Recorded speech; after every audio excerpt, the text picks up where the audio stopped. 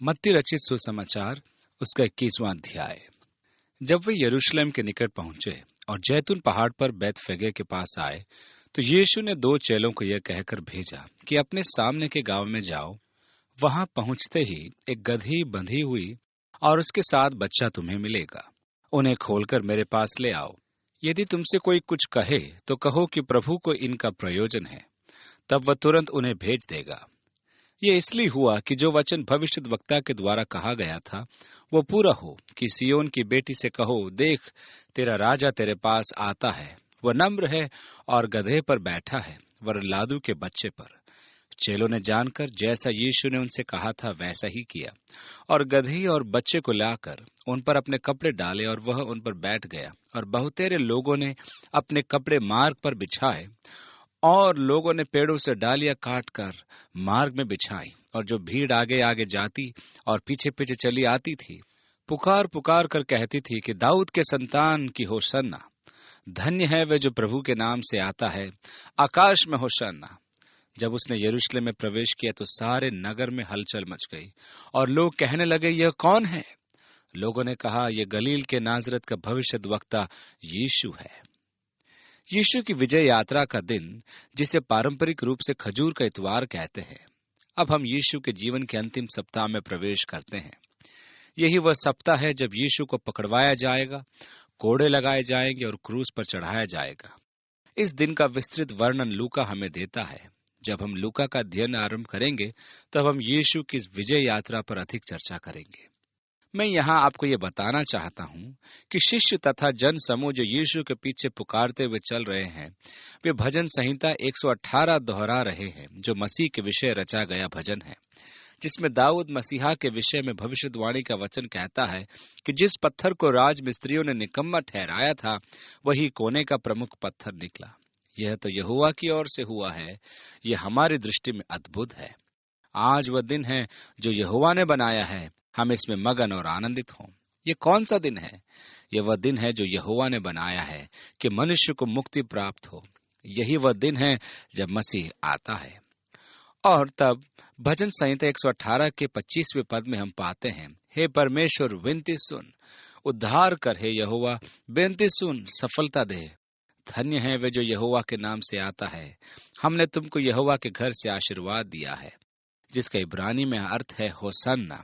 इसलिए वे पुकार रहे हैं, अब हमें बचा, जो भजन 118 में लिखा गया है। धन्य है वे जो प्रभु के नाम से आता है, हमें सर्वोच्च स्थान में बचा ले। वे मसीहा को पुकार रहे थे कि वह उन्हें बचा ले। यह उस अवसर के लिए एक उपयुक्त भजन था। यही वह दिन था जिसे परमेश्वर ने ठहराया था कि मनुष्यों में परमेश्वर का राज्य स्थापित किया जाए।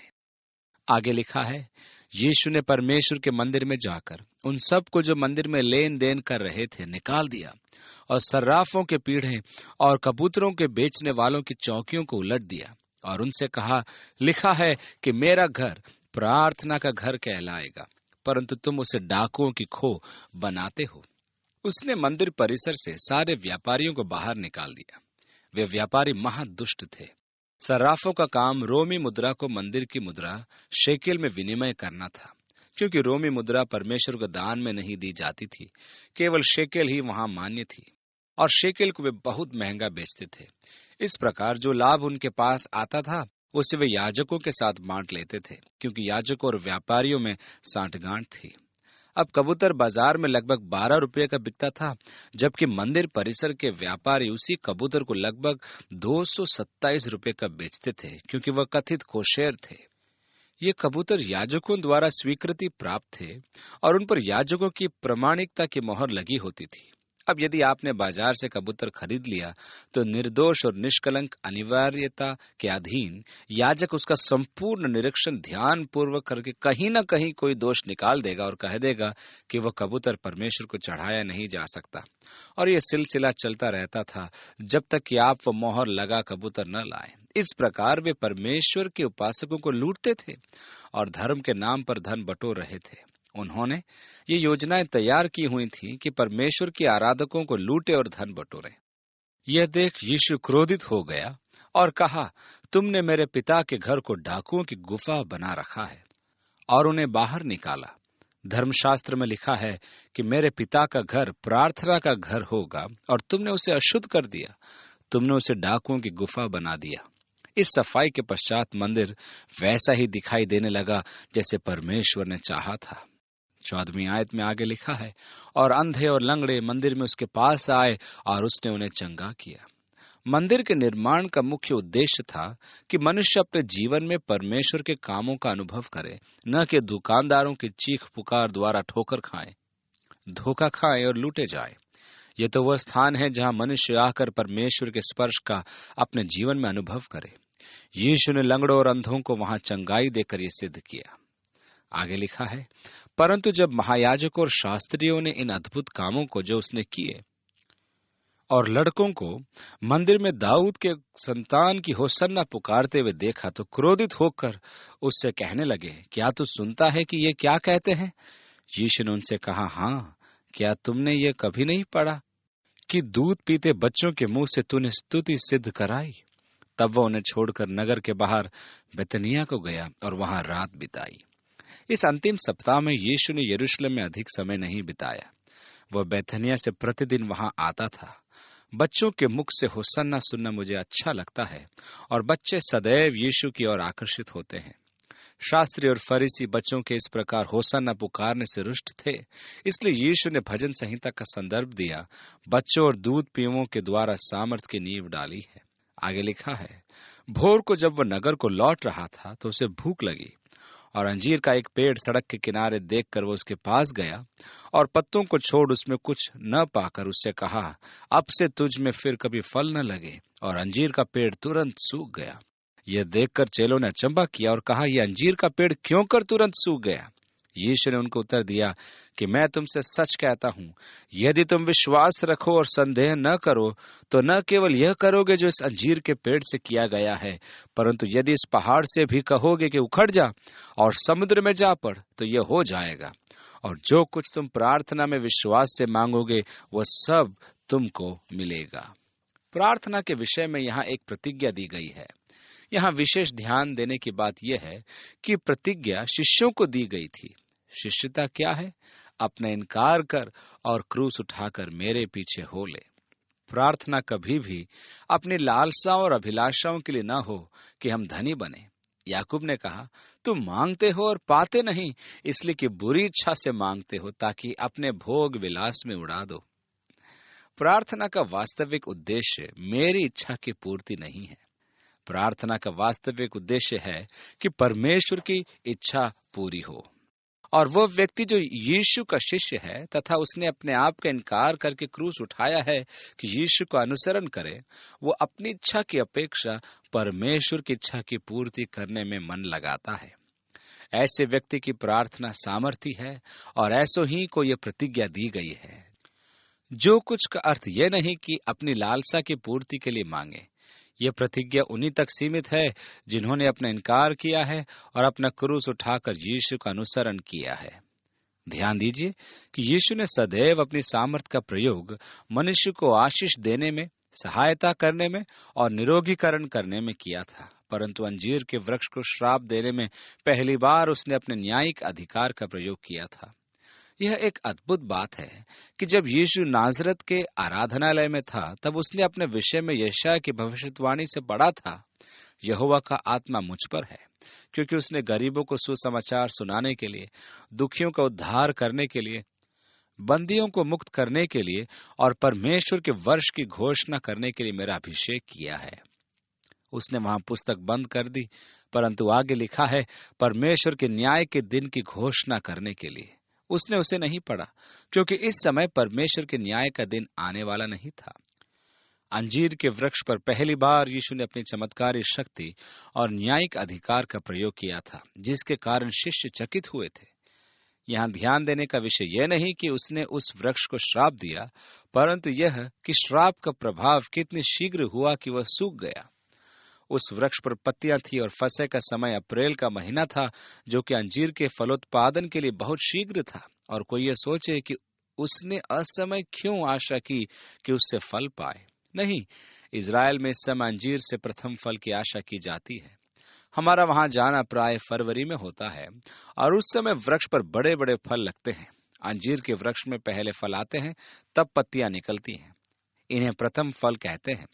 फरवरी के अंत और मार्च के आरंभ तक ये फल लगभग तैयार हो जाते हैं और जब तक उनमें पत्ते निकलते हैं तब तक आधा मार्च निकल चुका होता है और लगभग अप्रैल आ जाता है। कहने का अर्थ यह है कि अंजीर पर पत्ते देखकर कोई भी ये आशा रखेगा कि उस वृक्ष पर अंजीर का प्रथम फल है। अंजीर के वृक्ष की विशेषता यह है कि इस प्रथम फल के पश्चात पत्तियों के आने पर फिर से नए अंजीर का अंकुरण होने लगता है।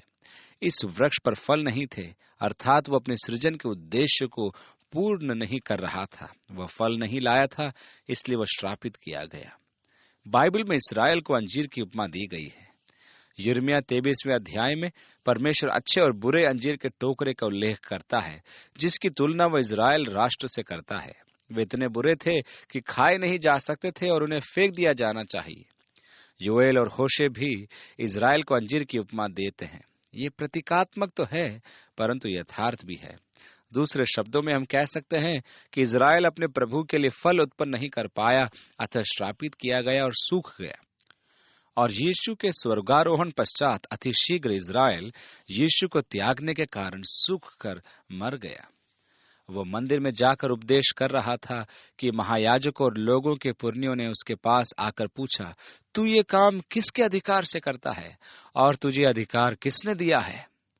मंदिर से व्यापारियों को निकालने के पश्चात अब वह दूसरे दिन फिर से मंदिर आया हुआ था। महायाजक आदि उससे ये प्रश्न करते हैं कि उसे मंदिर में ऐसा काम करने का अधिकार किसने दिया? 24वीं आयत में आगे लिखा है, यीशु ने उनको उत्तर दिया कि मैं भी तुमसे एक बात पूछता हूँ, यदि वो मुझे बताओगे तो मैं भी तुम्हें बताऊंगा कि ये काम किस अधिकार से करता हूँ। यूहन्ना का बपतिस्मा कहाँ से था? स्वर्ग की ओर से या मनुष्य की ओर से था? तब वे आपस में विवाद करने लगे कि यदि हम कहें स्वर्ग की ओर से तो वह हमसे कहेगा, फिर तुमने उसकी प्रतीति क्यों न की? और यदि हम कहें कि मनुष्य की ओर से तो हमें भीड़ का डर है, क्योंकि वे सब यूहन्ना को भविष्यद्वक्ता जानते हैं। सो उन्होंने यीशु को उत्तर दिया कि हम नहीं जानते। उसने भी उनसे कहा, तो मैं भी तुम्हें नहीं बताता कि ये काम किस अधिकार से करता हूँ। यूहन्ना का बपतिस्मा। जन साधारण यूहन्ना को भविष्यद्वक्ता मानते थे, परंतु वो ज्योति नहीं था। वो ज्योति की गवाही देने के लिए भेजा गया था, सच्ची ज्योति की, जो प्रत्येक मनुष्य को जो इस संसार में आने वाला था ज्योतिर्मय करेगा। यूहन्ना ने यीशु की ओर संकेत करके कहा था, यही है वह। अब यदि वे यूहन्ना के वचनों पर विश्वास प्रकट करते हैं तो उन्हें यीशु के अधिकार को स्वीकार करना होगा। पर यदि वे कहते हैं कि यूहन्ना को स्वर्ग से अधिकार प्राप्त हुआ था, तो उन्हें उसकी गवाही पर विश्वास करना होगा, जिसने कहा, देखो परमेश्वर का मेमना जो जगत के पापों को उठा ले जाता है। यह वही है जिसके विषय में मैंने कहा था कि वह मुझसे पहले था और मैं उसके जूते का बंद खोलने के योग्य भी नहीं हूँ। यदि वे उसके अधिकार को स्वर्ग से प्राप्त कहते तो स्पष्ट था कि वे यीशु के अधिकार स्रोत को जान लेते। यदि वे स्वर्ग से कहते तो उन्होंने उसका विरोध किया था, और यदि वे इनकार करते तो जनता उनके विरुद्ध हो जाती, क्योंकि वह उसे भविष्यद्वक्ता मानती थी। इसलिए वे फंस गए। अब यीशु ने 28वीं आयत में कहा, तुम क्या सोचते हो? अब वह उन्हें 2 दृष्टांत सुनाता है और उनसे उत्तर पूछता है। उसने भूमिका बांधी और कहा, अब उचित क्या है? जब उन्होंने दोनों दृष्टांतों का उत्तर दे दिया, तब उन्हें बोध हुआ कि ये दृष्टांत उसने उनके संबंध में सुनाए थे। अरे, ये तो हमारा उदाहरण था। इसने आज हमें फंसा दिया। इसने सीधा ही हम पर वार किया। आगे लिखा है, किसी मनुष्य के 2 पुत्र थे। उसने पहले के पास जाकर कहा, हे पुत्र, आज दाख की बारी में काम कर। और उसने उत्तर दिया, मैं नहीं जाऊंगा, परंतु पीछे पछता कर गया। फिर दूसरे के पास जाकर ऐसा ही कहा। उसने उत्तर दिया, जी हाँ, जाता हूं, परंतु नहीं गया। इन दोनों में से किसने पिता की इच्छा पूरी की? उन्होंने कहा, पहले ने। यीशु ने उनसे कहा, मैं तुमसे सच कहता हूं कि महसूल लेने वाले और वेश्या तुमसे पहले परमेश्वर के राज्य में प्रवेश करते हैं। क्योंकि यूहन्ना धर्म के मार्ग से तुम्हारे पास आया और तुमने उसकी प्रतीति न की, पर महसूल लेने वालों और वेश्याओं ने उसकी प्रतीति की, और तुम ये देखकर पीछे भी न पछताए कि उसकी प्रतीति कर लेते। ये दृष्टांत उन्हीं के विषय में था। महसूल लेने वाले और वेश्याएं वे थे जिन्होंने परमेश्वर के राज्य का इनकार कर दिया था। वे पाप में रहते थे और परमेश्वर से विमुख थे, परंतु बाद में उन्होंने मन फिराया और परमेश्वर प्रदत्त सेवा को पूरी की। फरीसी वे थे जो परमेश्वर की शाब्दिक स्तुति करते थे और आज्ञा पालन में हाँ कहते थे, परंतु करते नहीं थे। तो वास्तव में पिता की इच्छा की पूर्ति किसने की? वह जिसने न कहकर मन फिराया और गया, या वह जो हाँ हाँ तो करता है परंतु जाता नहीं? बाइबल कहती है कि प्रभु के समक्ष दिल का फटना आवश्यक है। कपड़ों का नहीं, बाहरी दिखावा तो बहुत है, परंतु परमेश्वर मन को जांचता है। कपड़ों को फाड़ना भावनाओं का प्रदर्शन है। परमेश्वर कहता है कि मुझे भावनाओं का प्रदर्शन नहीं चाहिए, मुझे वह जीवन चाहिए जिसका मन परिवर्तन हो गया हो, न रीति रिवाज न ही बाहरी दिखावा। यीशु ने बोध करा दिया कि उनकी अपेक्षा महसूल लेने वाले और वेश्याएं स्वर्ग में प्रवेश करेंगे। यीशु अभी तो उनके साथ नम्रता ही दर्शा रहा है, परंतु 23वें अध्याय में हम देखेंगे कि वह उनके साथ अत्यधिक कठोर भाव दर्शाता है। यूहन्ना के प्रचार द्वारा महसूल लेने वालों ने और वैश्याओं ने मन परिवर्तन किया और बपतिस्मा लिया, परंतु वे देखते हुए और जानते हुए भी मन परिवर्तन के लिए तैयार नहीं हुए। और आगे यीशु ने कहा, एक और दृष्टांत सुनो। एक गृहस्थ था जिसने दाख की बारी लगाई और उसके चारों ओर बाड़ा बांधा और उसमें रस का कुंड खोदा और गुम्मट बनाया और किसानों को उसका ठेका देकर परदेश चला गया। यहाँ वह यशायाह के 5वें अध्याय का दृष्टांत दोहराता है, जिससे वे भली भांति परिचित थे। उसने दाख की बारी के बाड़े और रस के कुंड का उल्लेख किया। ठीक ठीक यही यशायाह भी इजराइल राष्ट्र की उपमा में कहता है। परमेश्वर ने दाख की बारी लगाई और सही समय पर आया कि फल एकत्रित करे, परंतु वहां जंगली फल थे, इसलिए उसने उस दाख की बारी को त्याग दिया। वे भली भांति जानते थे कि दाख की बारी इजराइल राष्ट्र का प्रतीक है। अब दूसरा दृष्टांत जो उसने सुनाया वह इस प्रकार है। एक गृहस्थ ने दाख की बारी लगाई और उसके चारों ओर बाड़ा बांधा और उसमें रस का कुंड खोदा और एक गुम्मट बनाया। तब वह उस दाख की बारी का ठेका किसानों को देकर परदेश चला गया। आगे लिखा है, जब फल का समय निकट आया तो उसने अपने दासों को उसका फल लेने के लिए किसानों के पास भेजा, पर किसानों ने उसके दासों को पकड़ के किसी को पीटा और किसी को मार डाला और किसी को पथरवाह किया। फिर उसने और दासों को भेजा जो पहले से अधिक थे, और उन्होंने उनसे भी वैसा ही किया। अंत में उसने अपने पुत्र को उनके पास यह कहकर भेजा कि वे मेरे पुत्र का आदर करेंगे। परंतु किसानों ने पुत्र को देखकर आपस में कहा, ये तो वारिस है, आओ उसे मार डालें और उसकी वारिस ले ले। और उन्होंने उसे पकड़ा और दाख की बारी से बाहर निकाल कर मार डाला। इसलिए जब दाख की बारी का स्वामी आएगा तो उन किसानों के साथ क्या करेगा? उन्होंने उससे कहा, वह उन बुरे लोगों को बुरी रीति से नाश करेगा और दाख की बारी का ठेका और किसानों को देगा जो समय पर उसे फल दिया करेंगे। वे स्वयं फंस गए। यीशु ने उनसे कहा, क्या तुमने कभी पवित्र शास्त्र में यह नहीं पढ़ा कि जिस पत्थर को राज मिस्त्रियों ने निकम्मा ठहराया था, अब उन्हें उस भजन की ओर ले जा रहा है जो जन समूह गाता हुआ उसके पीछे आ रहा था, होशाना, धन्य है वह जो प्रभु के नाम से आता है। वही कोने के सिरे का पत्थर हो गया। यह प्रभु की ओर से हुआ और हमारे देखने में अद्भुत है। इसलिए मैं तुमसे कहता हूं कि परमेश्वर का राज्य तुमसे ले लिया जाएगा और ऐसी जाति को जो उसका फल लाए दिया जाएगा। यह इजराइल राष्ट्र और उसके धर्म गुरुओं के लिए भविष्यवाणी का वचन था। 43वीं आयत से आगे यीशु कहता है, परमेश्वर का राज्य तुमसे ले लिया जाएगा और ऐसी जाति को जो उसका फल लाए दिया जाएगा। जो इस पत्थर पर गिरेगा वह चकनाचूर हो जाएगा और जिस पर वह गिरेगा उसको पीस डालेगा। महायाजक और फरीसी उसके दृष्टांतों को सुनकर समझ गए कि वह हमारे विषय में कहता है, और उन्होंने उसे पकड़ना चाहा, परंतु लोगों से डर गए क्योंकि वे उसे भविष्यद्वक्ता जानते थे। यीशु की यह भविष्यवाणी है कि यह राज्य उनसे छीन लिया जाएगा और यह भविष्यवाणी शीघ्र ही पूरी होने जा रही है। सुसमाचार भी सर्वप्रथम यहूदियों को सुनाया गया था, परंतु क्योंकि उन्होंने उसे स्वीकार नहीं किया, वह अन्य जातियों को सुनाया गया। परमेश्वर को जिसकी आशा है वह है फल। यीशु ने कहा, सच्ची दाखलता मैं हूं और मेरा पिता किसान है। जो डाली मुझ में है और नहीं फलती उसे वह काट डालता है, और जो फलती है उसे वह छांटता है ताकि और फले। तुम तो उस वचन के कारण जो मैंने तुमसे कहा है शुद्ध हो। तुम मुझ में बने रहो और मैं तुम में। जैसे डाली यदि दाखलता में बनी न रहे तो अपने आप से नहीं फल सकती, वैसे ही यदि तुम भी यदि मुझ में बने न रहो तो नहीं फल सकते। मैं दाखलता हूँ, तुम डालियां हो। जो मुझ में बना रहता है और मैं उसमें, वो बहुत फल लाता है, क्योंकि मुझसे अलग होकर तुम कुछ भी नहीं कर सकते। इससे स्पष्ट होता है कि परमेश्वर की एक ही इच्छा है और वह है कि हम उसके लिए फल लाएं। परमेश्वर की दाख की बारी से उसके मनोवांछित फल उत्पन्न नहीं हुए, अतः परमेश्वर ने उसके किसानों को निष्कासित कर उसका ठेका किसी और को दे दिया, जिससे कि वह उसकी इच्छा के अनुसार फल उत्पन्न करे। अब उस पत्थर के विषय कहने को बहुत कुछ है। यदि आप उस पर गिर जाते हैं तो आपको चकनाचूर होना निश्चित है, और यदि वह पत्थर आप पर गिरता है तो वह आपको पीस डालेगा। मसीह यीशु के साथ आपके संबंधों के दो ही रूप हैं।